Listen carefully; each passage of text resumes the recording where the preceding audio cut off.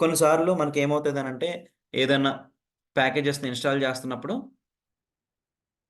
Let me install ఒక పెద్ద package అంటే NPM install mongoose. So, mongoose అనంటే మనకి డేటాబేస్ కనెక్టివిటీకి అంటే మాంగోడీబీ యూజ్ చేస్తున్నప్పుడు డేటాబేస్ కనెక్టివిటీ కోసం ఇదొక ORM లాంటిదనమాట.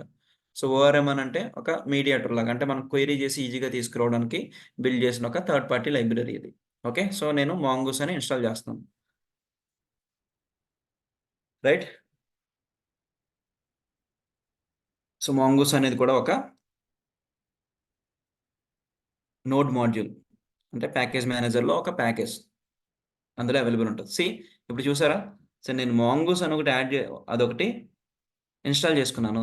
This is what mongoose. కానీ నాకు ఇంకా చాలా ఫైల్స్ ఇన్‌స్టాల్ అయిపోయినాయి. ఇవన్నీ ఏంటసలు? సీ చాలా ఉన్నాయి గదా! ఇవన్నీ. అవునా? సో, ఇవన్నీ ఏంటి అనంటే ఈ మాంగూస్‌కి సంబంధించిన డిపెండెన్సీస్.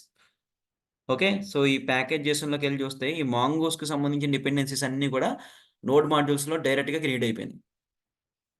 ఎందుకంటే సీ ఈ డిపెండెన్సీస్ చూసారా? BSON, kareem, MongoDB, mpath, mquery, ms, sift right? So, దీనికి సంబంధించిన ప్యాకేజెస్ అన్నీ గూడా మనకి ఇన్‌స్టాల్ అయిపోయినాయి డైరెక్ట్‌గా. సో, ఎందుకు ఇన్‌స్టాల్ అయినాయి అనంటే ఈ ప్యాకేజెస్ లేకపోతే మాంగూస్ అనేది వర్క్ అవ్వదు. అందుకని దీనికి కావాల్సిన డిపెండెన్సీస్ కూడా ఇది ఇన్‌స్టాల్ చేసేసుకొని బయట ఫోల్డర్‌లో వేసేసుకుంది. అర్థమవుతుందా? సో, అంటే మన ప్రాజెక్ట్ అంటే మనం కూడా ఒకవేళ పబ్లిష్ చేస్తే మనం ఏవైతే డిపెండెన్సీస్ క్రియేట్ చేసుకున్నామో అవన్నీ కూడా ఎవరైతే యూజర్ ఇన్‌స్టాల్ చేసుకుంటారో మన ప్యాకేజ్‌ని వాళ్ళకి ఆ రిమైనింగ్ డిపెండెన్సీస్ అన్నీ కూడా ఇన్‌స్టాల్ అయిపోతాయి. ఎందుకంటే ఆ ఫైల్స్ లేకపోతే అసలు అదే నడవదు కదా!